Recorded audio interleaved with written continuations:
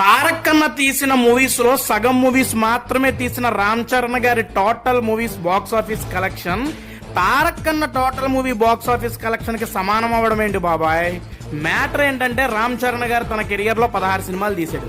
తారక్ అన్న 31 సినిమాలు తీశాడు. రామ్ చరణ్ గారి 16 సినిమాలు కలిపి బాక్స్ ఆఫీస్ దగ్గర 2750 కోట్లు కలెక్ట్ చేస్తే తారక్ అన్న 31 సినిమాలు కలిపి 2850 కోట్లు కలెక్ట్ చేసింది. అదేంటన్నా మరి తారక్ కన్నా తీసిన సినిమాలో సగం మూవీసే కదా రామ్ చరణ్ గారు తీశారు, మరి దగ్గరగా ఈక్వల్ అవ్వడం ఏంటనే డౌట్ మీకు రావాలి.